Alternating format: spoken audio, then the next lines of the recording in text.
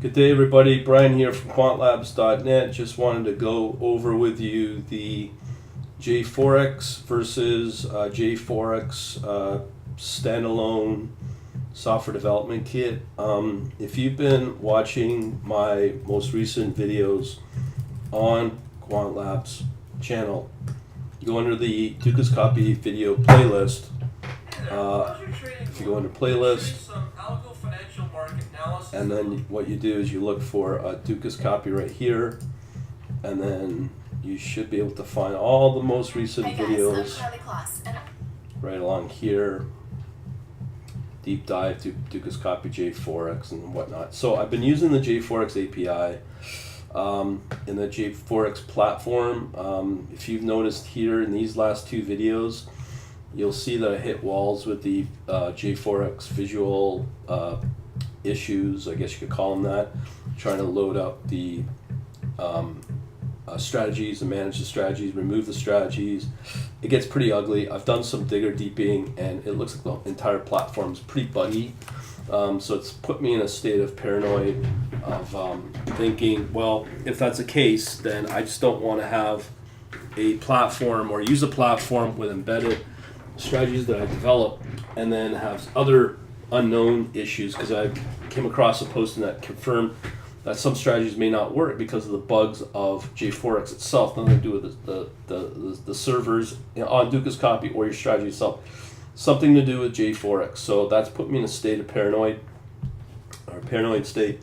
As a result, I've decided to go back to the NetBeans Java standalone versions of Dukascopy, the API, working with the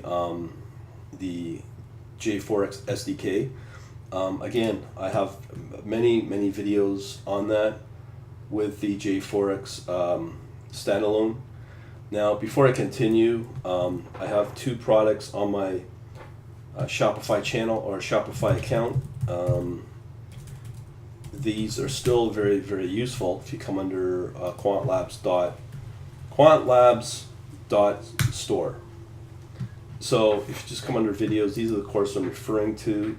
Look for the Dukascopy logos, these two, one for non-programmers, one for tools and API development. This one will walk you through this API one I'm about to show you. I would probably strongly recommend you need to be fairly accomplished to get around this with what I'm about to show you. Okay, so in order to simplify my testing and not create any further complications, what I did was I just created a new package, Java package called test order, and all I want to do is just test an order and just see if I can fill it and do all that fun stuff. So in my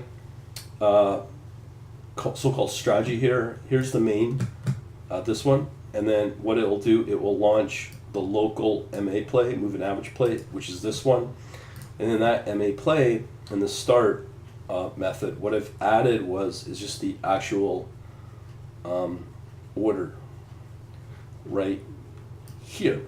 Okay, so it's just a standard order, just a simple one with no take profit or stop loss.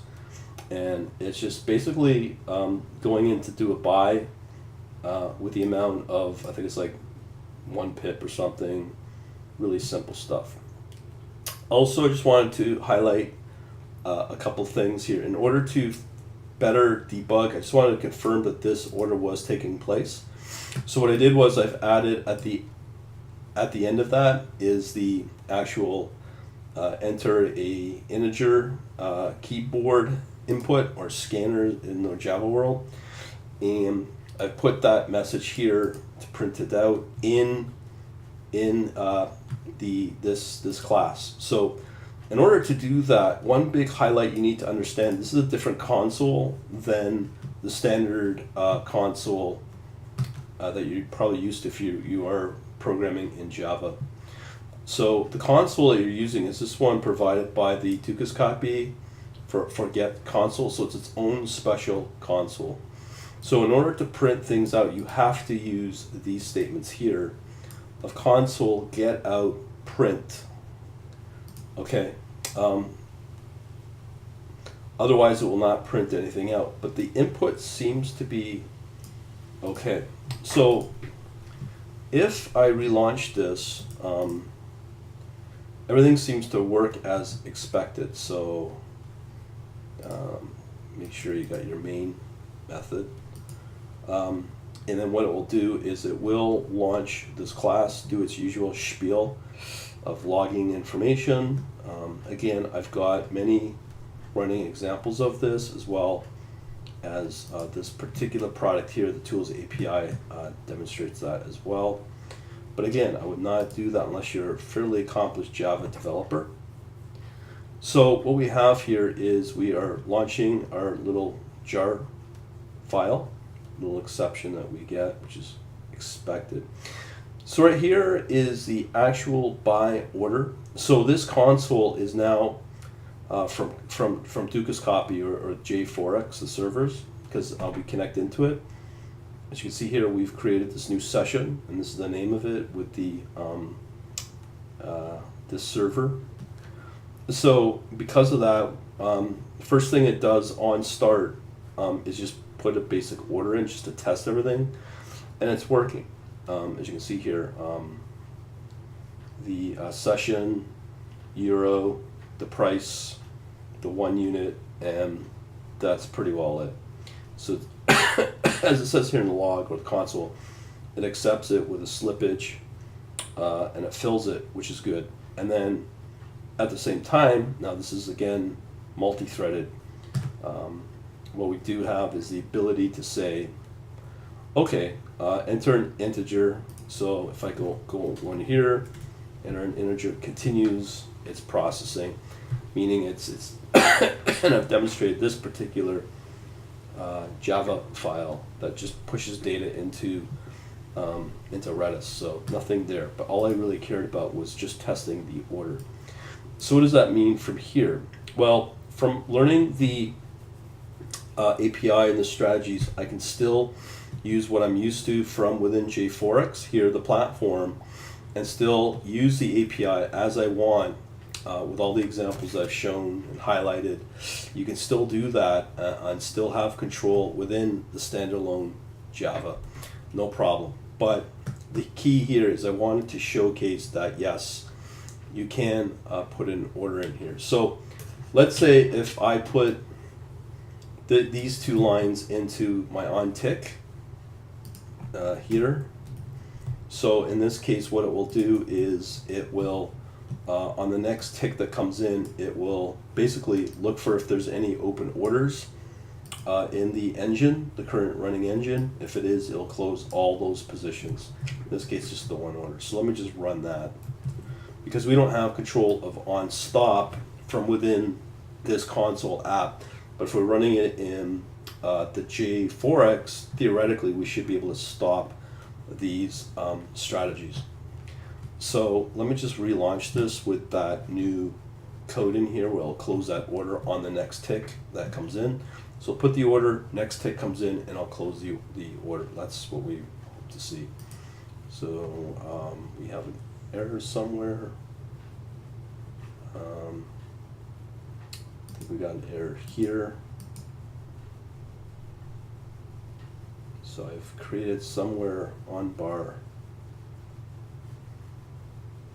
So, I got to put an override in here. Okay, let me just fix that. I think we got to do an override.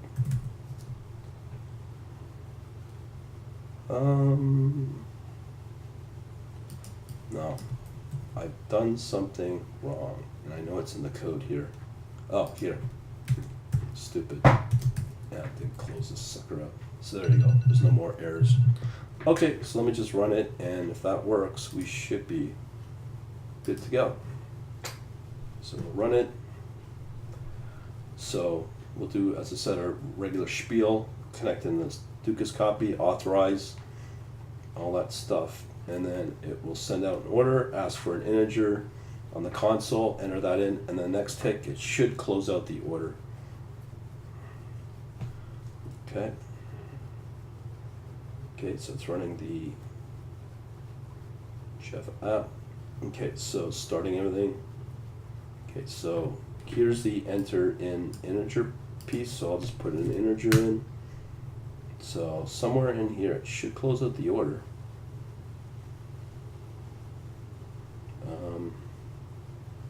Does it? Or maybe that's on bar. I'm not sure. Just give me a second here.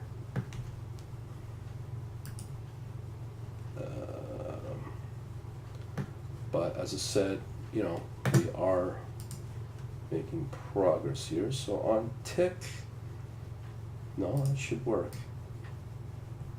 And that on stop if order. So we have here's our order.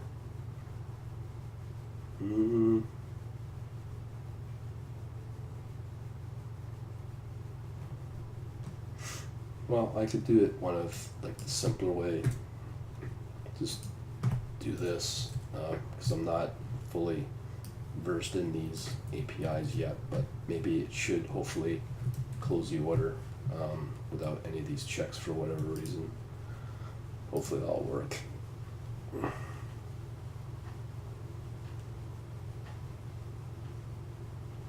But it might not be the same instance.